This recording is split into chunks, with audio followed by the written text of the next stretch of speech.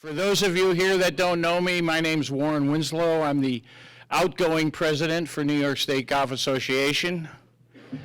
So I'm going to introduce now the chairman of the Hall of Fame committee, who is also coming in to be the president for the next couple years here.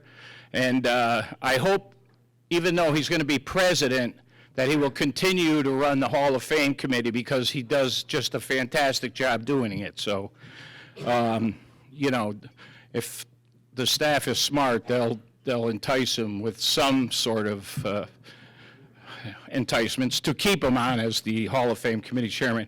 And so I want to introduce Joe Enright. He's from the Buffalo area. I want to wish everybody a good evening and welcome our distinguished honorees and their presenters.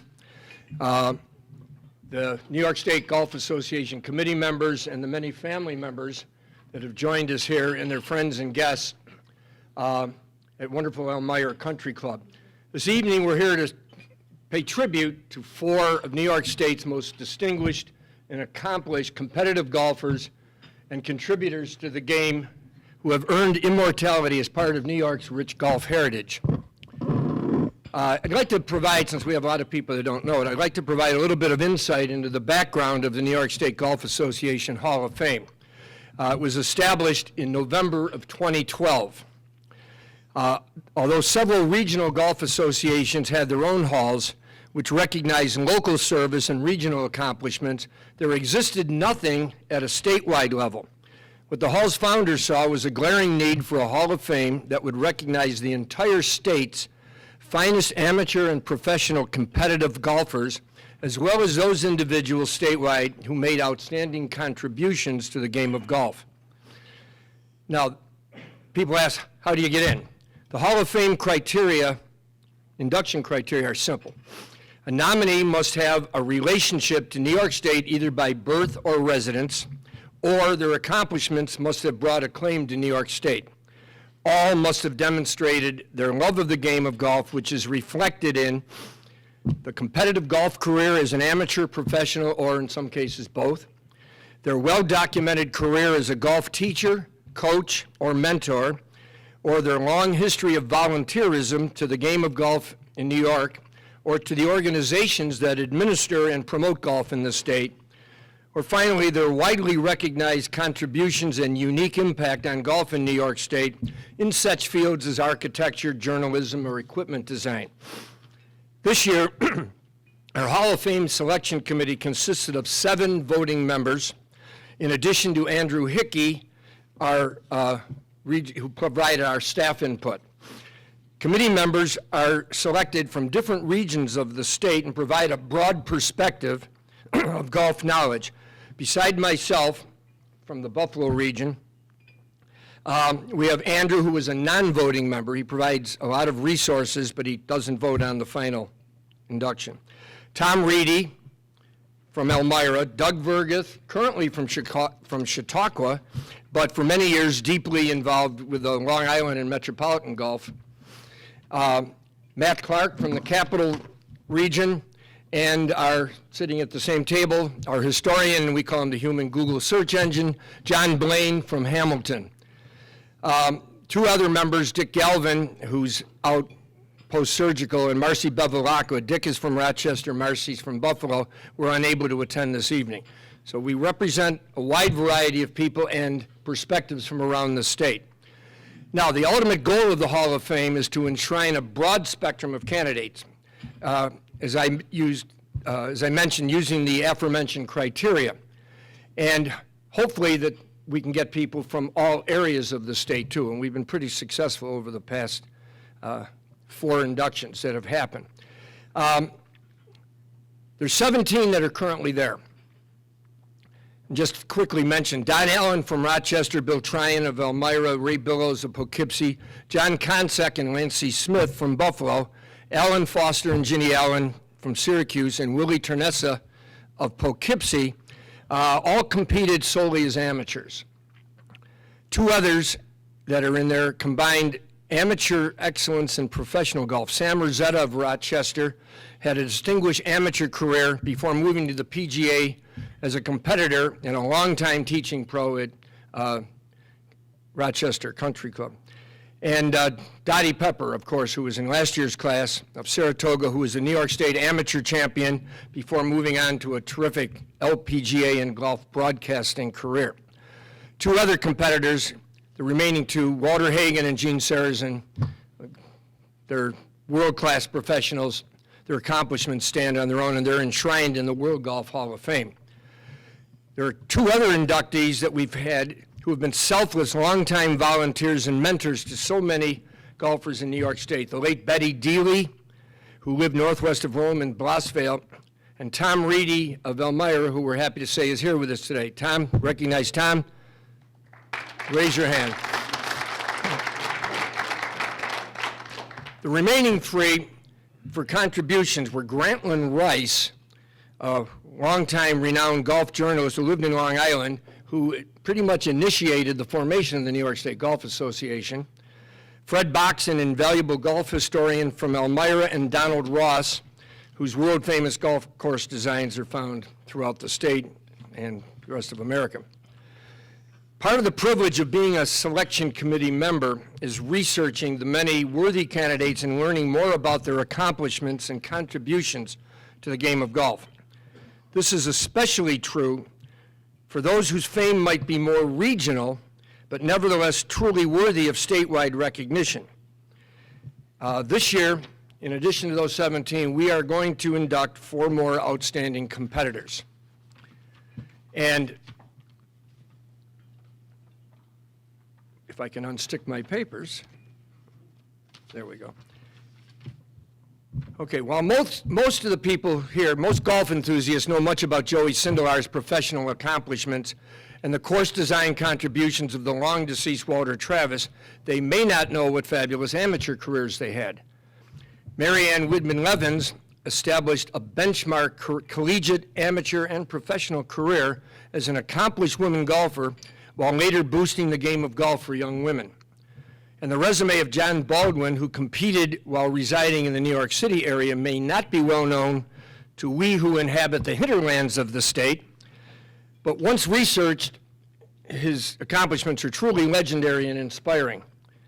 He's been a top national and international amateur, a professional, and equally important, an invaluable contributor to the administration of golf and to providing scholarship opportunities for young caddies.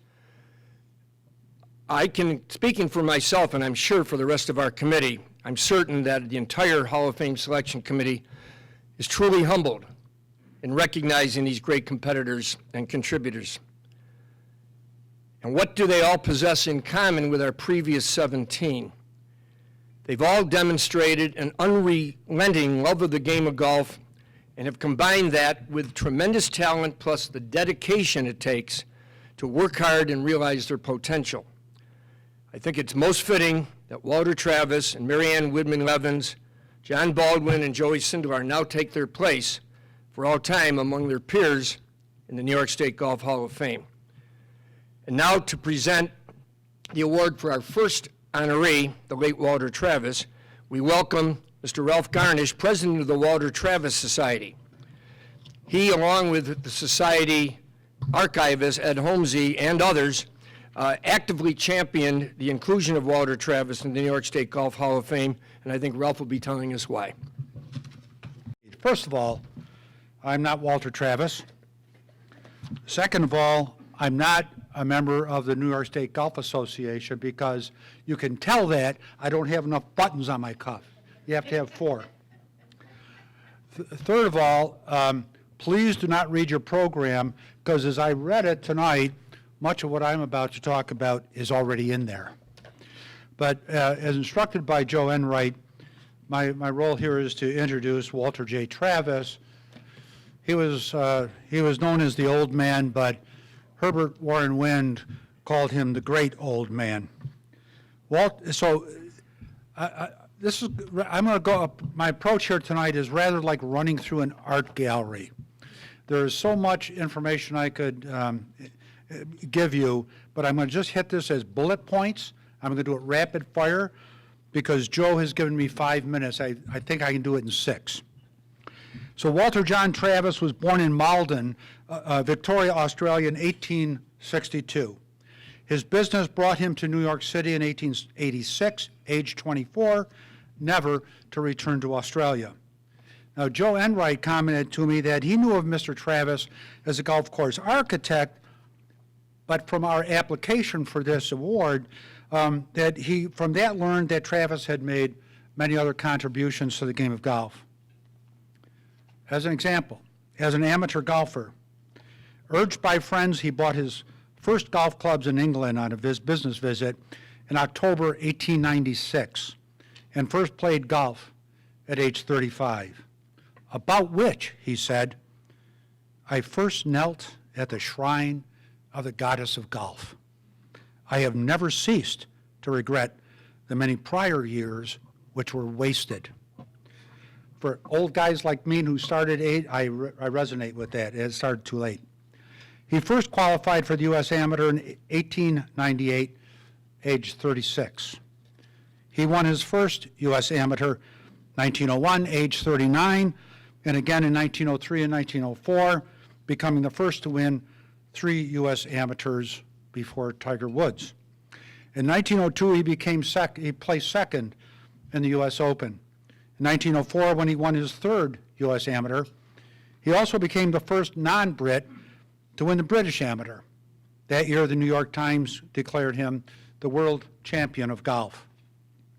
He won 3 North and South Amateur championships. At the time, they were considered majors, and frequently was medalist in the many U.S. amateurs that he played. He won 4 Metropolitan Golf Association championships, the last in 1915 at age 53. He had dominated the amateur golf scene until he retired from competitive golf 1916, age 54. At 5'7", 5 foot 7 inches, and 140 pounds, he was not a long hitter, but he was deadly with his approach shots and was regarded as the greatest putter of his time. At Garden City Golf Club, the men's club, he had half-size holes in the putting green to improve his accuracy. As a golf innovator, in 1901, he was the first to use the recently invented Haskell wound rubber ball golf ball, dooming the Gutty to history. He experimented with different lengths of driver shafts. 5'7", he once used a 42-inch driver. In 1902, he tried the new center shaft aluminum Schenectady putter, using it to place second in the Open and claiming it to be the best putter I have ever used. He also used it in his 1904 British Amateur victory. He was involved in establishing course ratings and handicaps. He was involved in forming the rules of golf. He studied and developed turf graph science, primarily at Garden City. He developed strategic and aesthetic placement of hazards departing from the cross-bunkering common in North American course design. I was speaking with someone tonight. He did have a couple cross bunkers, which remain today. As a journalist and publisher, he was a gifted wordsmith. He wrote in numerous magazines, Golf, Golf Illustrated, Harper's, Country Life, and so on. He wrote on techniques and etiquette and design and competition formats and rules and turf grass and equipment standardization, philosophic perspectives of golf, and so on. In 1901, he wrote the book Practical Golf. 1904, he wrote the book in a very small publication, The Art of Putting. In 1908, he founded the early golf magazine, American Golfer, which became the most respected and influential golf magazine of its time. He wrote, edited, and published it, ultimately giving it off to Grantland Rice, of all people. As an architect, this is the New York State Golf Association Hall of Fame, so I've been asked by Joe to cite his New York State architectural projects that we have certified. We being the Travis Society, each year we projects come to our attention and we investigate them thoroughly. We require at least 2 corroborating pieces of evidence of Mr. Travis's involvement before we certify it. So of the 51 original and redesigns that we have certified, these are in New York. Flushing Country Club, Flushing, Long Island, no longer exists. Garden City Golf Club, the men's club, Travis's home course. Garden City Country Club, Country Club of Buffalo, now the Grover Cleveland Muni. Country Club of Troy, Longview, Hastings-on-Hudson, no longer exists. Oak Ridge Golf Club, Tuckahoe, no longer exists. Oakland Golf Club, Bayside, no longer exists. Onondaga Golf and Country Club in Fayetteville, near Syracuse. Orchard Park Country Club, Orchard Park, New York. Sargowana Golf Club in Brooklyn. It was never completed, actually, because of the intervention of World War II. Stafford Country, my home club, Stafford, New York. Sunningdale Country Club in Scarsdale. Valley View Country Club in Utica. Westchester Country Club, Rye, New York, all 45 holes. Westchester Hills in White Plains, and the Onondagas in New Hartford, near Syracuse. Of the 33 consultations, these are that are in New York. Bailey Park Country Club, Mount Vernon, no longer exists. Bonnie Briar Country Club in Larchmont. Century Country Club in Purchase. Forest Park Golf Club in Bronx. Fox Hills Golf Club, Staten Island, no longer exists. The National Golf Links of America in Southampton. Saratoga Springs, Bonnybrook Farm in Saratoga Springs. Park Country Club, Buffalo. Utica Golf and Country Club, Utica. And Van Cortlandt Park in the Bronx. His architectural work also took him to Vermont, Georgia, South Carolina, North Carolina, New Jersey, Maine, Ontario, and Quebec, Canada, Maryland, Connecticut. This sounds like a Johnny Cash song. Massachusetts, New Hampshire, Minnesota, Michigan, Kentucky, Wisconsin, Virginia, Illinois, Missouri, Rhode Island, Florida, and California. A struggling Bobby Jones sought a putting lesson from Travis. He was 15 minutes late and was told by the master to come back tomorrow and be on time, which he did. This is cited by Jones in his autobiography, Down the Fairway, in which he credits Travis with turning his game around as he went on to his victories, amateur victories. 1915, he consulted with George Crump in the design of Pine Valley Golf Club. Now, I know these are departures from New York State, but allow me that. He consulted with Crump in the design of Pine Valley and was reportedly influential in all holes but number 12. Mr. Travis later on wrote of having encouraged then an amateur, but he's a club golf professional named Donald Ross, to take up golf course architecture, with whom he collaborated in the 1904 redesign of Pinehurst No. 2. Mr. Travis was seldom seen without a cigar, whether in his backswing, in his follow-through, while putting, or posing.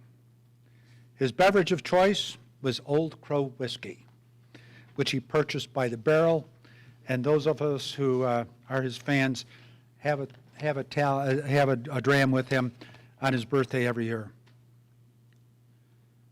Mr. Travis left this life in 1927, and with his wife Anne, is buried within view of his very first course design, Aquatic Country Club, which lies adjacent to one of his last, the Equinox Golf Club in Manchester, Vermont, which he called my favorite place on earth. In 1979, he was inducted into the World Golf Hall of Fame. The Walter J. Travis Society, celebrating now its 25th year, is pleased and proud to have played a role in this great honor that is bestowed upon him tonight. Thank you very much. Well, Walter Travis's favorite place was in Vermont, so we can segue to Anne Widman Levins, who lives there, I guess, and presenting Anne, who's herself an extremely accomplished woman in golf with her roots here in Elmira and at Elmira Country Club. We asked her daughter, Keely Levins Culligan, a collegiate golfer herself at Middlebury College and currently an associate editor with Golf Digest magazine, to please come up and present her mother. Good evening, everyone, and congratulations to all the inductees. I'm Keely, number 2 of Jim and Marianne's 4 kids, and I get to introduce my mom to you all tonight. When Mom first heard that she would be receiving this honor, and then heard how much effort so many people were making to come here and celebrate her this weekend, she was kind of in shock. She was like, they don't need to do this. Nobody needs to make a fuss over me. But it's true, you did say that. But when you've won 2 New York State amateurs, a record 12 collegiate tournaments while at Duke University, been named National Collegiate Golfer of the Year, earned medalist honors at the Women's Amateur, were a member of a victorious Curtis Cup team, played in 5 U.S. Opens, and earned your LPGA Tour card, this is the kind of thing that's going to happen to you.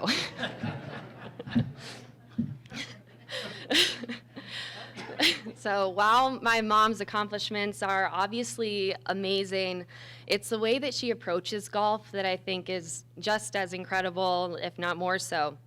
She shares her energy and love for golf with anyone who shows the slightest interest in the game. And it's contagious, whether it's juniors at some of the many clinics that she's volunteered at, or just people at our golf course back home looking for a quick swing thought, or even random athletic friends of ours that Mom thought might have some golf potential. She was helping anyone who wanted to play golf do it. And she obviously also spent a lot of time playing golf with us, her family. Golf wasn't treated like a normal sport in our house. It was just part of our lives. It was the reason that we ate dinner at 10 o'clock every night in the summer. And it was often the topic of conversation once we finally did get to the dinner table. She also, oh yeah, I also want to mention that she used golf as a way to get out of doing the dishes. During our evening 6-hole rounds, you'd hear her randomly call out, furthest from the pin has to do dishes when we get home. And you would see that US Open level focus just creep into her eyes, and we all knew it would be one of us doing the dishes later, usually me. We learned from golf what it means to work hard, how to win, more importantly, how to lose, how to be resilient, patient, and humble. And it was that same humility that I saw when Mom was insisting that no one should make a fuss over her this weekend. But Mom, no one's more worthy of making a fuss over. Everything you've done and continue to do is so inspiring, and we're all so proud of you. Congratulations. Good evening. Can you hear me? Yeah, I'm overwhelmed.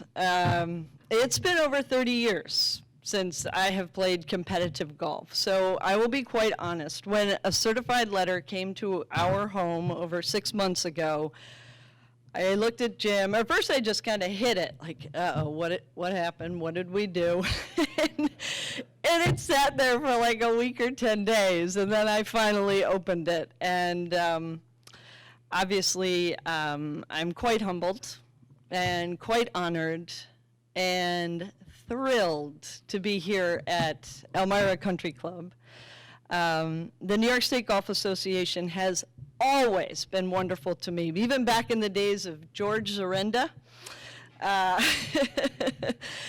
Betty Dealey, I am one of her girls. If any of you knew Betty Dealey, she died a few years ago at 92. She spent over 40 years nurturing women in golf in New York State and produced the likes of Dottie Pepper, and I'm a mere shadow of what Dottie accomplished, but we certainly did go head to head, and I'll let Dottie tell you how that came out.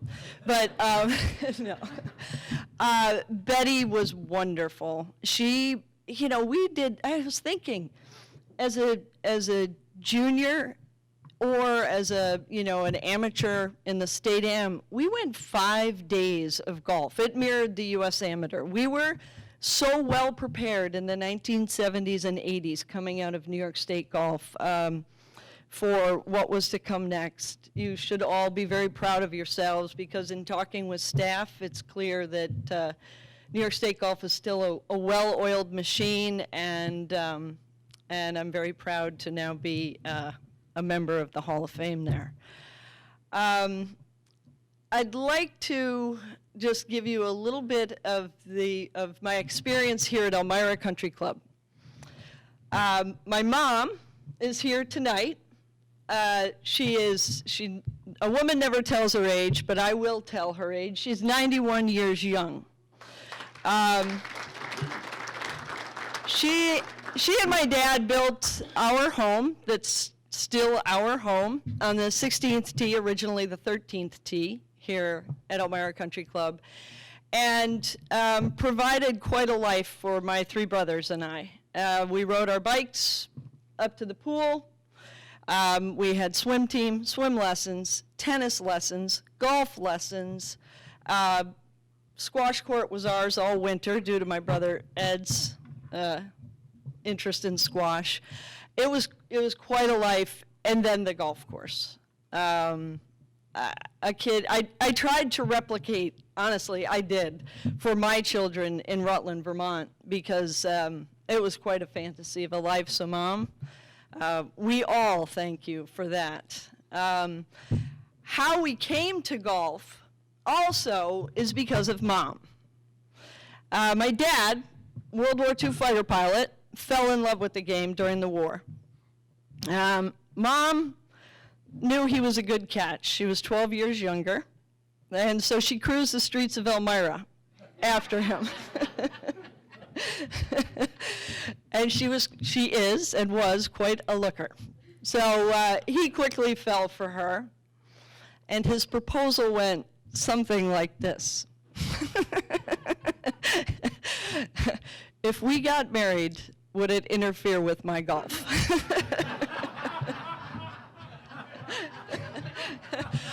I probably wouldn't say that if he was here today.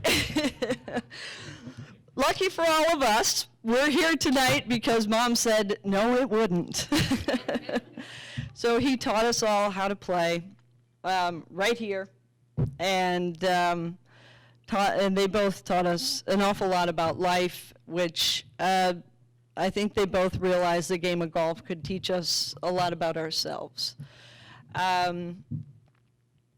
If I look back 30 years, all I see, honestly, is family when I think of golf.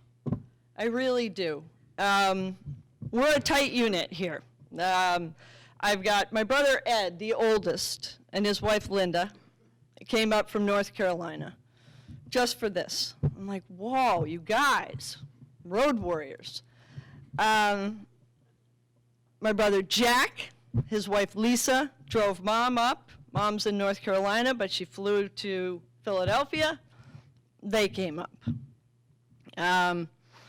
This is no different than what it was like when I played golf. I mean, I'd be at a U.S. Open and Ed shows up for the final 2 rounds with my brother Steve, who's in California, and he will be chastised for not being here tonight. Could I have some water? Sorry. I'm not used to talking like this. That's all right. A lot of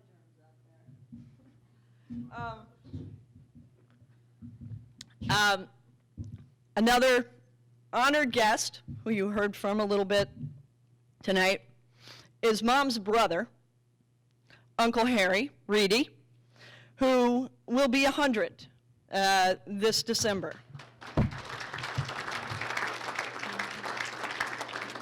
During dinner, he told us World War II stories, being on a B-24 bomber, and quite honestly, I think we're all humbled to be in your presence. Yeah. I just want to, now that I've wetted my whistle, I want to point out that my brother Ed, they all had a role in my upbringing, but Ed was definitely in charge of my sportsmanship. I may have been a little too competitive for my own good at times, and I'll remind you of some of he made sure that I played with good sportsmanship and integrity, and as he and his wife Linda have lived their lives. So I thank you for that, and I'll remind you of that Joel Morrell jump rope story later. My brother Jack was I didn't know it at the time, but he was my mental training coach. Jack made winning look easy with swimming and golf. He definitely lives by the saying, never, never, never give up. Unfortunately for Jack, he trained me too well in that he has never beaten me at anything. This is my night, you don't speak. We were raised in a competitive atmosphere. So, my brother Steve was definitely my cheerleader. He, when I was at Duke for 4 years, he was at Wake Forest Med School. And I don't know how he got through med school because he came to more tournaments. It was amazing. And then it hasn't stopped. In 2016, our youngest child, Chloe, is in the sport of biathlon. And so she earned a spot in the Youth Olympic Games that happened to be in Lillehammer, Norway. And some of us were able to go, and who shows up for a long weekend but Steve. So he is definitely our family cheerleader. I left golf. I met Jim. He passed, Ed did a good vetting job, and he passed with flying colors. Yeah. We've been married 33 years, and it is by far a dream come true for me. He is a wonderful, generous man, and I am quite lucky to have spent the last 33 years with him. As Keely noted, we have 4 children, and that has been my life's work. I've been an at-home mom, with little side jobs here and there, but it's been a privilege to raise our 4 children, and now we have 2 additionals through marriage. My son-in-law John is here tonight, and our daughter-in-law Mary, married to Jimmy, is expecting our first grandchild in a month or so. So, yet again, we're thrilled.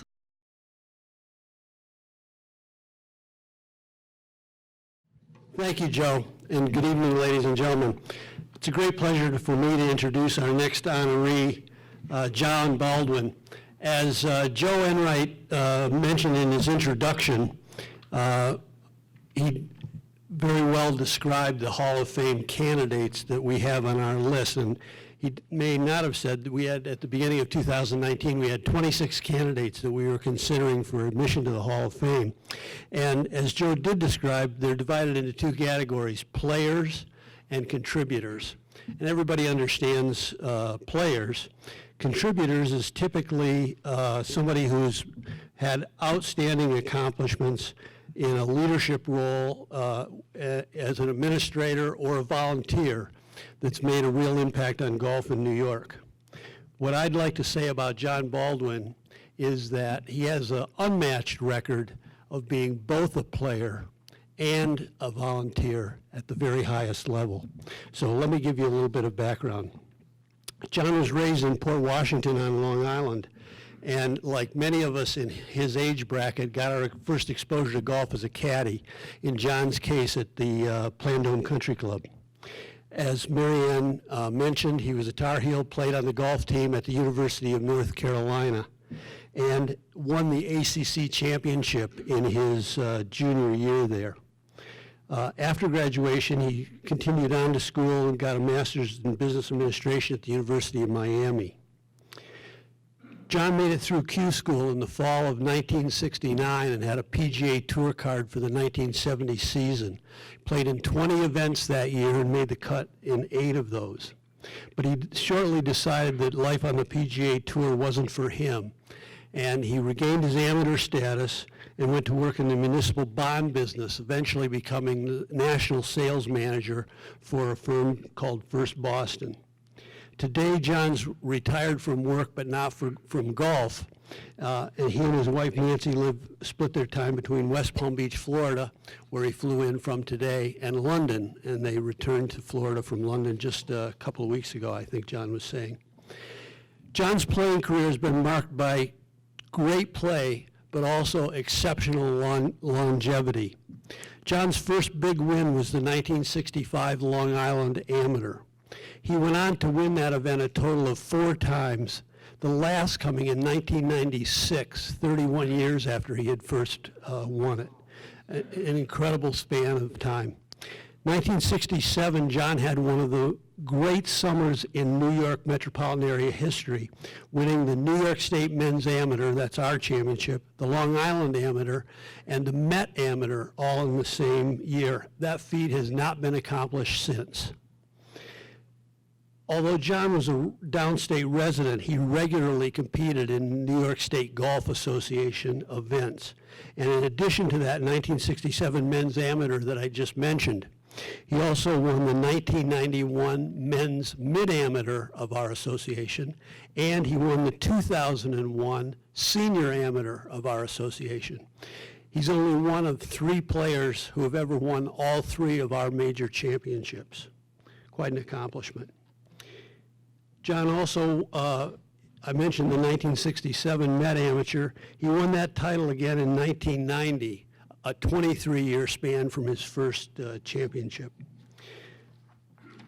John also won the Ike Championship, the MGA stroke play major in 1986. And he also had a sterling record in many of the invitationals, winning in the metropolitan New York area, the Walter Travis Invitational at Garden City, the Richardson Memorial at Seawain, and the Hoxter at Quaker Ridge, among others. John qualified for 23 USGA events over the course of his outstanding career. Twice in his career, in 1990 and 1991, he was the MGA's Player of the Year, which is a very elaborate point scale that it's not done on a whim, it's done by a very detailed formula. And then, as a senior career, John's had really a distinguished senior career on an international level. He won the 2002 British Senior Amateur Open Championship, which is the equivalent in the UK of the USGA Senior Amateur. Again, 2002. In 2007, 2010, he won the Welsh Senior Amateur Championship. In 2005 and 2006, he won the Irish Senior Amateur Championship. So as you can see, that's an outstanding playing career. Now, let me go on to John's achievements as a contributor to golf and as a volunteer, because they're equally impressive as his fine play. John was elected to the executive committee of the Metropolitan Golf Association in the late 1980s, went through the chairs and served 2 terms as president in 1993 and 1994. During his presidency, John played a key role in establishing the MGA Foundation, including leadership of the initial fundraising campaign to get the foundation off to a solid start. The foundation now runs all of the MGA's educational programs and its junior championships, but its crown jewel is something called the Golf Works program, which pretty much is a unique program throughout in the country. It hasn't been copied very many other times. The program involves high school kids, usually from disadvantaged or inner city situations, getting jobs at member golf clubs of the MGA.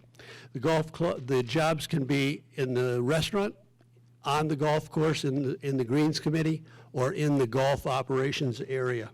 And from those humble beginnings in the early 1990s, that program had over 300 kids employed with paying jobs each of the last 2 summers. And there's many, many, many legendary stories of people who never knew what a golf course was, getting exposure through GolfWorks and ending up with a career in golf as a golf course superintendent or a golf professional. So that's an outstanding accomplishment of the MGA, and John was all over the birth of that program. John also served a number of other golf associations over his career. He served as an executive committee member of the Long Island Golf Association. He was a board member for a number of years for the Long Island Caddy Scholarship Fund. That's an organization that's more than 60 years old and has awarded over 800 scholarships in the total amount of $4 million over the course of its career. And finally, John was a member of the USGA Mid-Amateur Committee for a number of years. In 2004, John received the top volunteer award in the Met section, and that is the MGA's Distinguished Service Award. The award is presented annually for distinguished service to golf and its related activities consistent with the standards and honorable traditions of the game. The list of recipients of the Distinguished Service Award is a who's who of volunteer excellence in the Met area and nationally. And interestingly, John Baldwin is the only person ever, and I project, it's hard to predict the future, but this could stand for a long, long time, the only person ever to be the MGA's Player of the Year and Distinguished Service Award winner. Quite an accomplishment. In closing, I called two of John's old friends and people that know him very well and asked for comments on John. When I got them on the phone initially, they both thought that this was a roast, and their minds were going in one direction, and I redirected them to tell them that was, thankfully, John, you'd be glad to know that wasn't the purpose of my call. But the first gentleman I talked to was Steve Smith. Steve's a Wall Street guy who, following his retirement, served for 10 years as the executive director, was my predecessor as the executive director of the Long Island Golf Association and the Long Island Caddy Scholarship Fund. Steve was a fine player in his own right. First met John at the 1975 U.S. Amateur, where they're both contestants. And when John moved back to New York from Chicago, Steve sponsored him for membership in the Meadowbrook Club, and they played many, many rounds there over the years. Here's what Steve Smith had to say about John, and I quote, "John is a level-headed, unassuming, friendly guy. He personifies what a good citizen is all about and is a true gentleman on the golf course and in every aspect of his life." And then the second person that I talked to was Jay Mottola, who's was the executive director of the Metropolitan Golf Association from the early 1980s until his retirement in 2017, continues to serve as a special consultant to the MGA, and truly a legend in taking the MGA from a very small operation to what it is today, one of the leading golf associations in the country, certainly. Here's what John had to say, here's what Jay had to say about John Baldwin. Quote, "If I was advising a junior golfer on how to conduct herself or himself during a round of golf, I'd say watch John Baldwin.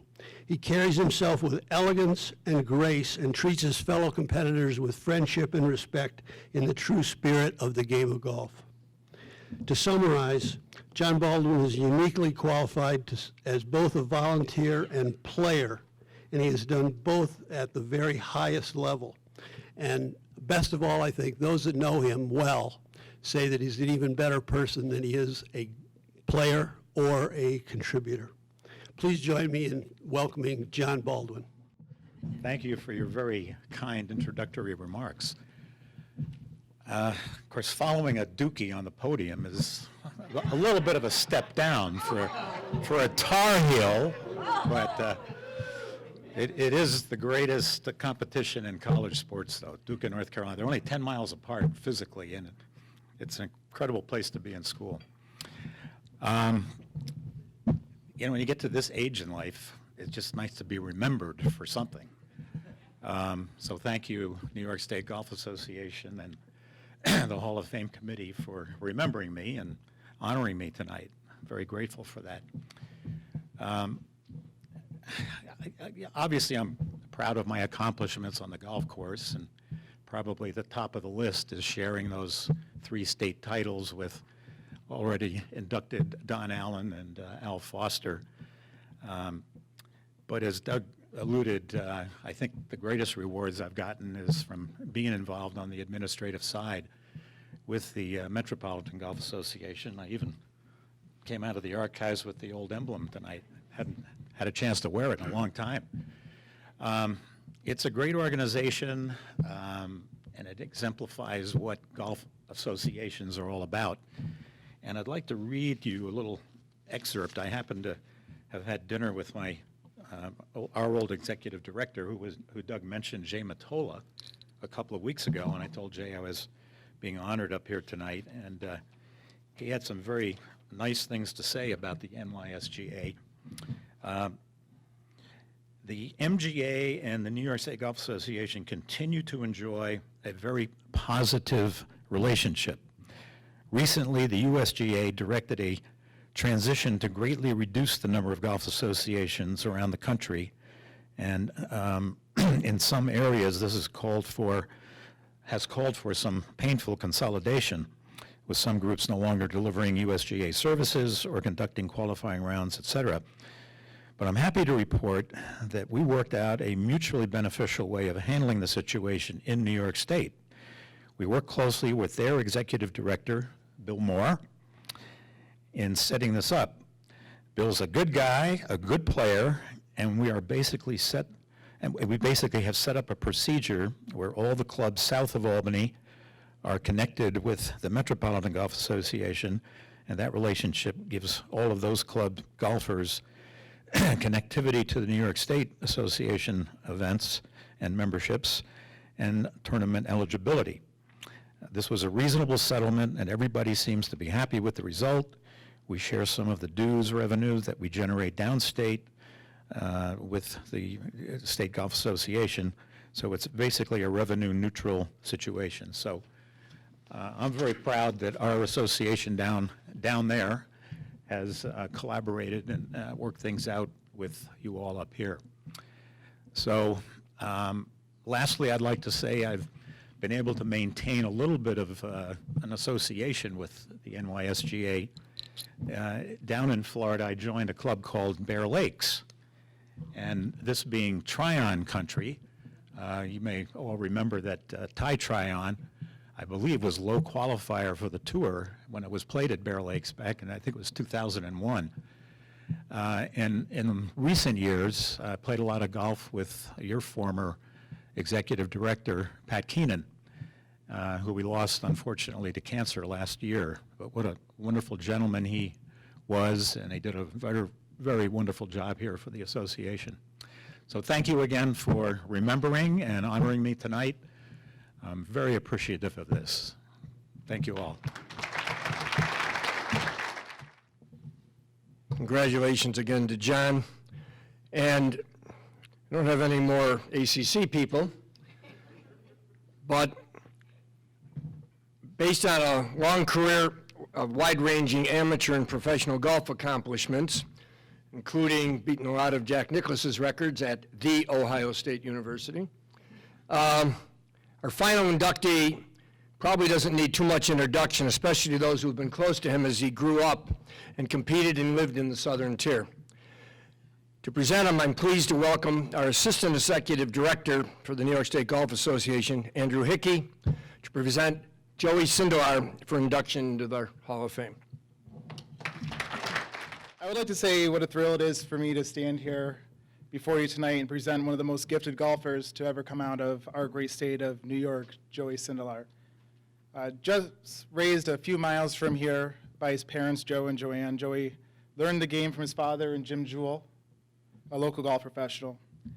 He quickly became a proficient golfer, and at the age of 8, was scoring in the 40s for 9 holes, which attracted the attention of the local press with the Sunday Telegram's 1966 feature article, "Beware, Arnie, Jack, Gary, Sindelar's on his way."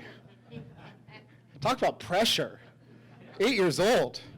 Yes, they were worried. I think he did all right.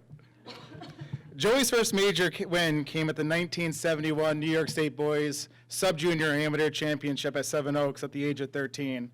And in 1976, he won the New York State Boys High School Championship way up north above the wall at Ticonderoga Country Club, where it included a course record tying 5 under 66 final round to win by 11 strokes. Now, Joey continued to rack up junior titles and attracted the attention of college coaches. He accepted an offer to attend The Ohio State University, where he was a 4-time letter winner. And his collegiate career was spectacular. He ranked second all-time at Ohio State with 10 individual wins, including 6 in his senior year. He helped lead his team to 3 Big Ten titles in the 1979 NCAA championship. He was a 2-time first-team All-American, 3-time first-team All-Big Ten selection, and was Ohio State's Athlete of the Year in 1981, the first golfer to earn that award.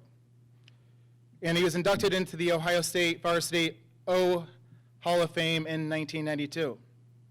But before his record-setting senior season, Joey broke through after several attempts and finally won the 1980 New York State Men's Amateur Championship at Vestal Hills Country Club, course not too far from here that I actually worked at when I was in college at Binghamton University. He set the championship scoring record, finishing at 8 under par, 7 strokes clear of some chump named Jeff Sluman, which is a pretty good finish there.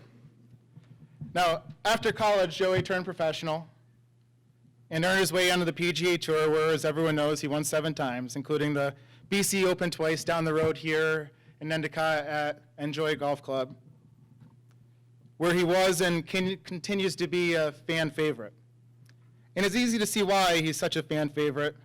Joey is not only one of the most personal figures in golf, he's also one of the most genuine you'll meet. Now, I remember a time when I certainly had more hair and slept a little bit more. I had 2 young kids now, and when I first met Joey, it was the 2010 New York State Amateur at Albany Country Club. Joey was caddying for Jamie, his oldest son, and when our paths crossed for the first time on the course, I don't remember exactly what I was doing. I was likely running around in a disheveled mess, and he came right up to me. And of course, I knew who he was. It was Joey Sindelar, for heaven's sake.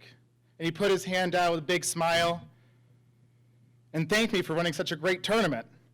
I'm here a nervous mess, never meeting a PGA Tour player before, thinking this guy only knew half the stuff that was going on. But mustered up the courage to say something to the effect of, "Thank you, Mr. Sindelar," and he quickly stopped me and said, "No, it's Joey, please." And I'll never forget that interaction.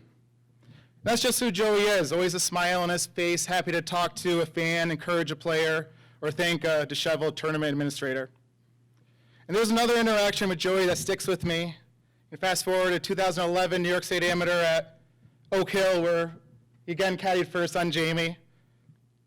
And we'd finally gotten caddy bibs. We hadn't had caddy bibs before, and we're at Oak Hill, so I spent all this money, got these hideous blue gowns with our old circular logo on them. And on the first tee, I asked Joey to wear one. And he big-timed me and avoided having to put one on. I let you go that time. But next time, I'll get you. It's great to see Ryan here today supporting your dad. I know it was a surprise, right? I remember the 2012 New York State Amateur at Elmira, right here, where you jumped in the bag with Jamie the final day. Dominic Bazzelli ended up winning and setting the tournament record at 12 under par, beating you there. But Jamie played great too, thanks to you, and finishing in a runner-up. And Ryan, I think it's hard to argue that you've got a much better record than your dad as a caddy. It's a good job.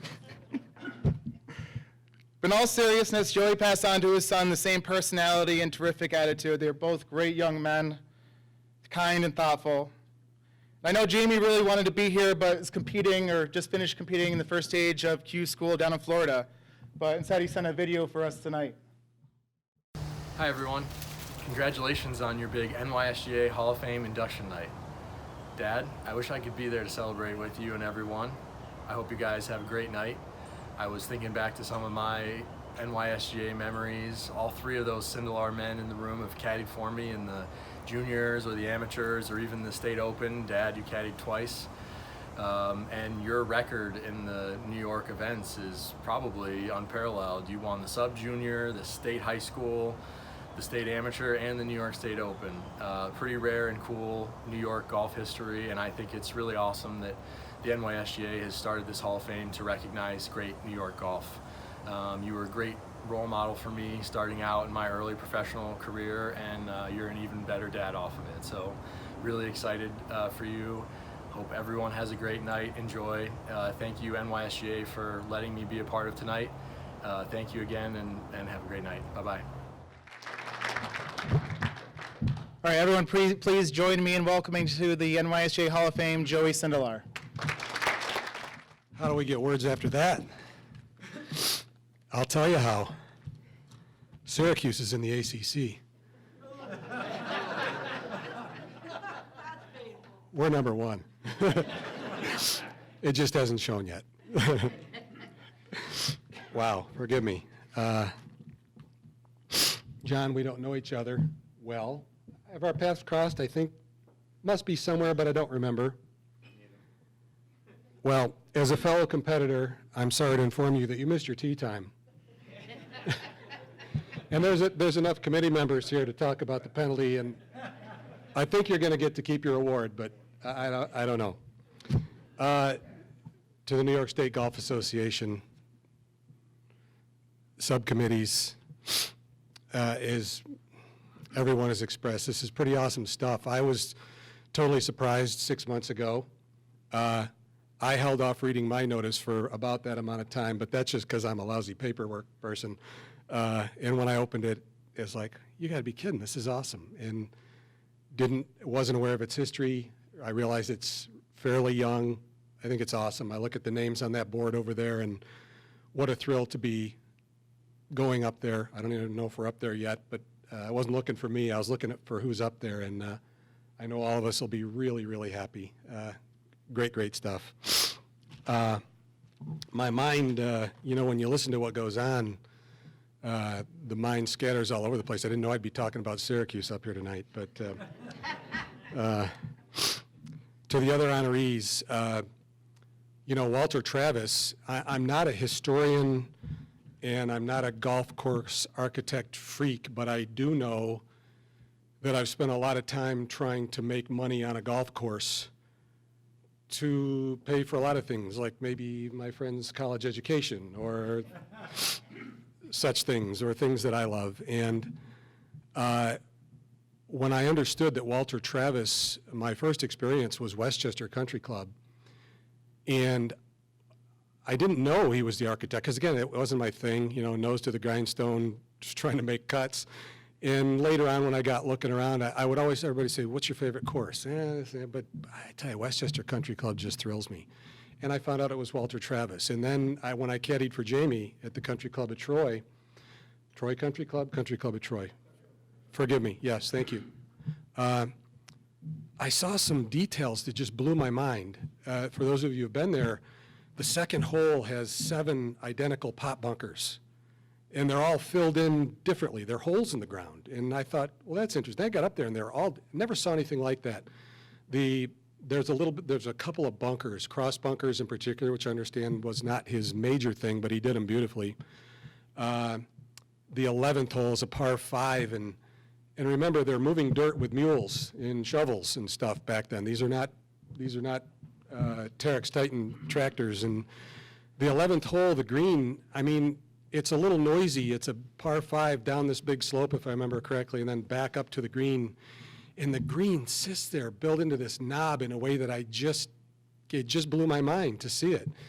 And so that's when I kind of became interested and started doing a little research and have loved his work. And the other names of the courses, I know so many of them are so highly regarded. National, holy cow. So to be in the class with him is just awesome, and I enjoyed learning about his career and look forward to more. His golf career, at Emerald Dunes, there's this picture of him at the top of his backswing. Beautiful, beautiful backswing in that cigar, and I don't know how he didn't burn his clothes.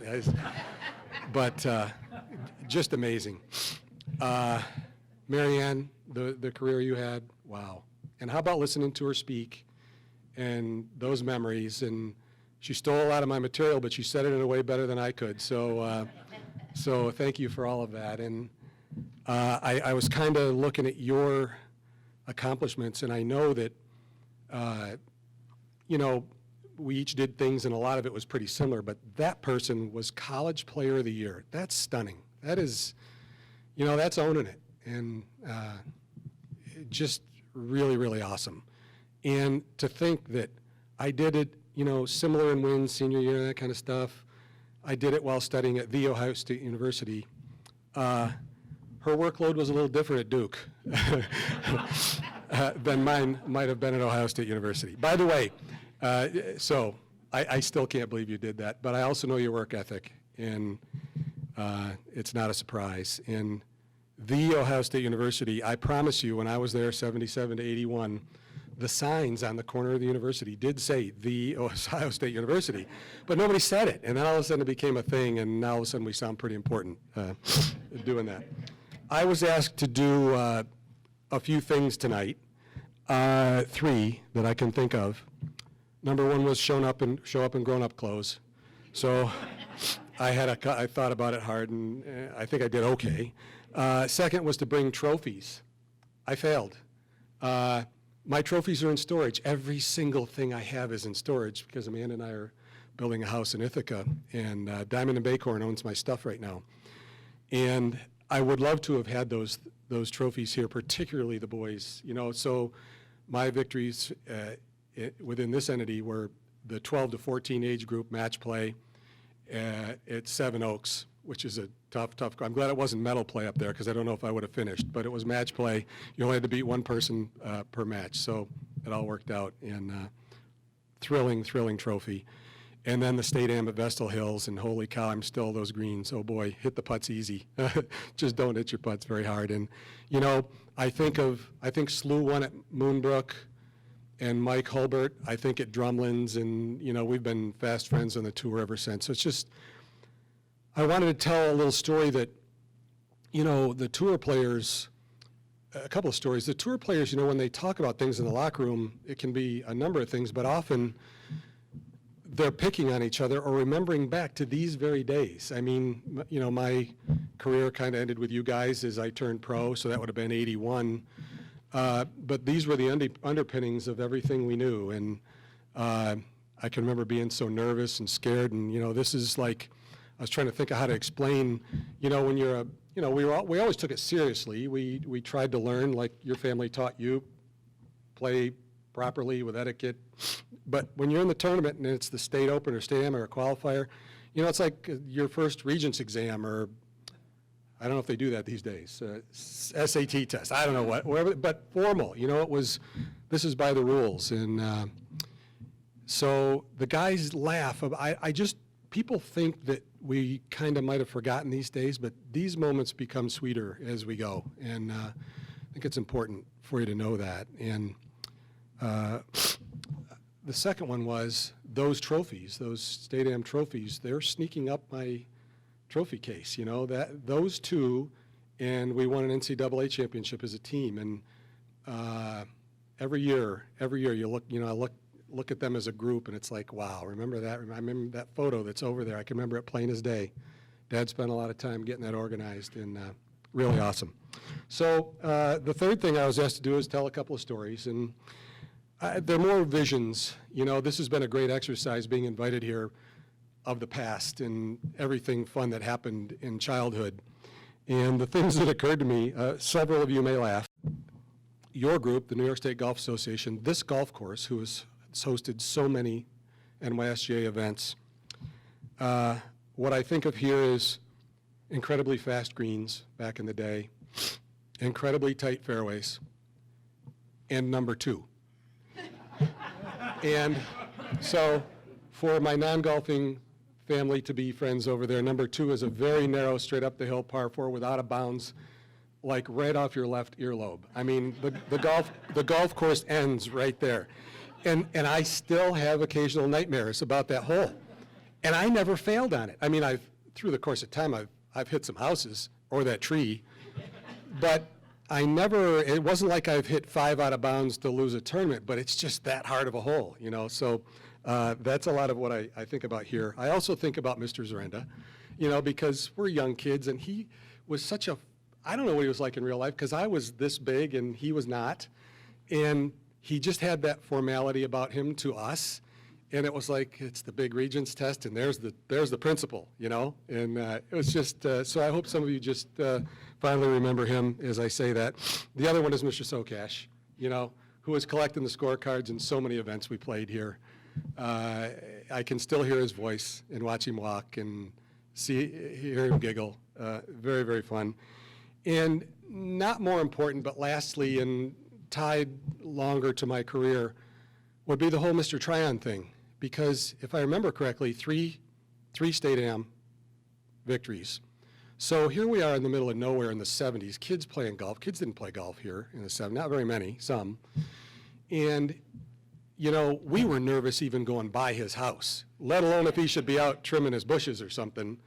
Never played golf with him except I think once with Mike Hulbert and Lee Trevino, you know, and that's the one time I ever saw him on a golf course. But you know what?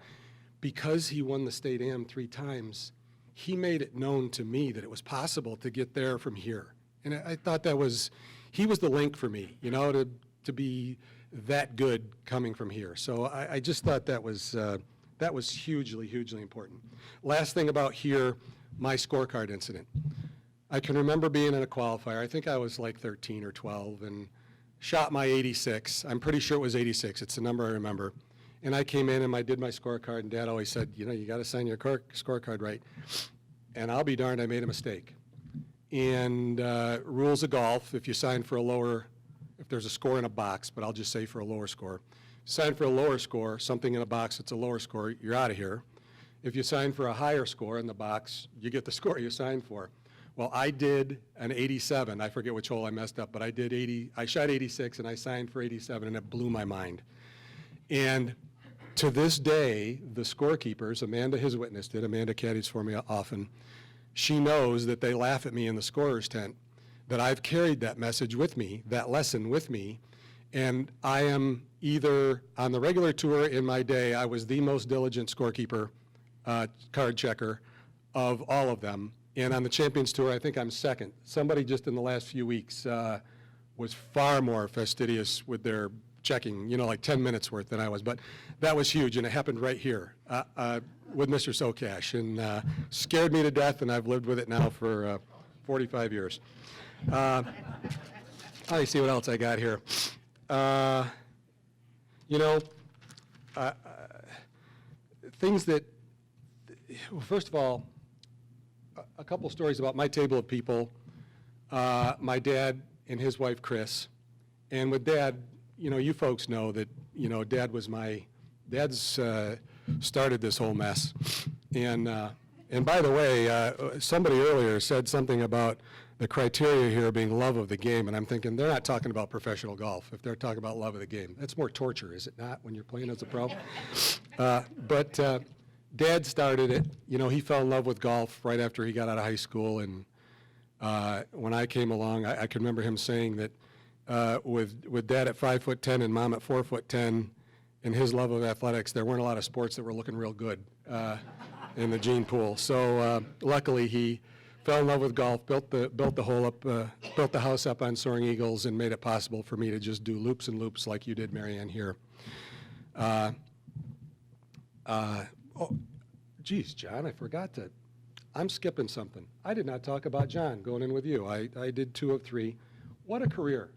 What an astounding, isn't it fun to have heard, I told somebody else, or maybe one of the news people, when I looked at the resumes, what 3 different walks of life of golf. You know, I did the pro thing, and that's, as somebody remarked, that's where the publicity was. But Mr. Travis, world-renowned designer, Marianne blew up the amateur world, and John, you know, ACC champion, got to the tour, went back, won everything imaginable. By the way, you must know Maury Povich. You must have beaten him in a bunch of match. Maury Povich is a really good golfer and a gentleman, in my opinion, a really wonderful guy. And you must have dusted him a few times to win those tournaments. Because so anyway, I want to say, yeah, he had to get back to do TV. That's okay. But fabulous, fun to learn what you've done and just to hear the whole story. Very cool. But back to Dad. You know, it doesn't happen without his vision, and Mom was there. You know, I wrote here that it was, you know, it was the entire thing goes to thanks to Mom and Dad, and obviously not just biologically, but it was Dad's drive, and Mom was the perfect antidote to Dad's drive. You know, Dad was the type A, get her done. Dad was Mary Ann. You know, you two are, sounds like the whole darn crew over here. It's just like that. I wasn't quite that. You know, I needed a kick in the pants once in a while and all that stuff, but I had magnificent support. As you described, I had the whole darn thing. Next at the table, Chris, awesome. It's been awesome to know you and your love of the game. It's just incredible, and thank you for all that. Billy and Mary Cox, a couple of quick stories about Billy. Mary, you're a saint for handling Billy for all this time. All of you who know what I'm talking about know what I'm talking about. Billy, I need to tell you what a true friend is. I was kind of a nervous Nelly, back of the stage kind of person. When I qualified for my first U.S. Open, I was still an amateur, and I didn't know what to do. And Jim Jewell was new to the area. Jim Jewell came off the tour and came to Soaring Eagles. And Billy befriended Jim. And I didn't know Billy well at that point. I'm 16, 17 years old. But Jules taught me a lot about the tour. Again, another link to, yeah, it really happens. You know, you can do this.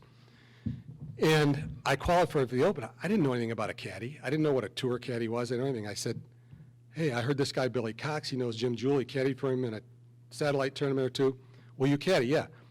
So Billy, who's no tour caddy, I mean, as a job, as a caddy, he's magnificent and beyond fabulous. But as a job, no way. He marches me down to Baldwin. He walks in like he owned the place. He made me feel like $1 million. We stood on the tee. We go talk to Jack Nicklaus on the putting green. We talked to, Nicklaus because he's a Buckeye, Trevino because we did the exhibition together. Billy's introducing. He didn't know anybody any more than I did, but he gave me, he gave me the feeling of it's okay. It's okay to be here. So very, very awesome. I had one more story. What was I going to tell on Billy? So those are my first Opens. I will tell you also what a great friend does. For almost every single tour season, we would start at the Bob Hope tournament in February, because I wasn't often in the Tournament of Champions. I was there sometimes, but that was normally my first tournament. And I would get a phone call before the first round. Hey, buddy, how you doing? Hey, really? My boys call him Uncle Wally. Hey, good, Wally, how you doing? Good. Look it. It's a new season. Go out there. Just do your best. That was the whole message. Just do your best. Not do what you do, not work on your level, nothing else. Just do your best. And it was the simplest, best message I ever got. And I've said it sometimes to Ryan, not as much because he didn't do the golf thing and I didn't know diddly about baseball. He was way better than I could ever be. But for Jamie, at tour school time or big events, I'd say, you know what Wally says, just do your best. And that's what a good friend does. So I appreciate that so much. You meant the world to me, still do.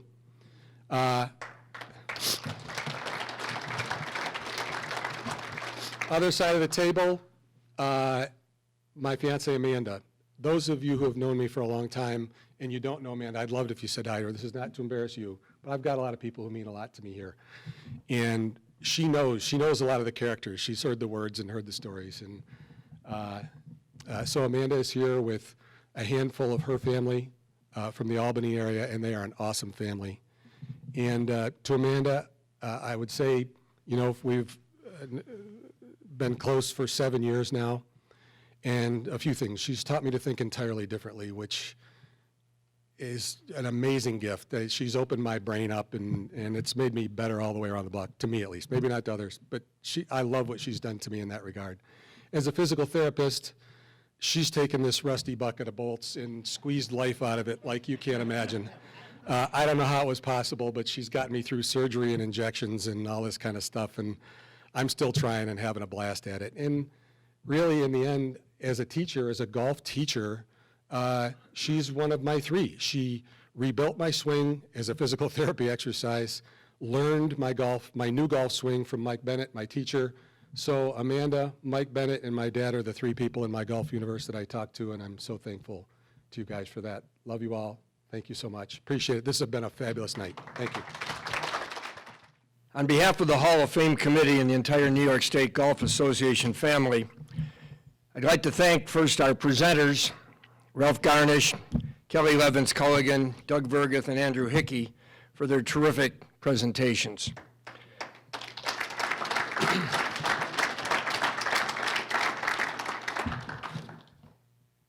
And I'd like to offer my deepest congratulations, and that on behalf of our New York State Golf Association family, to all of the inductees.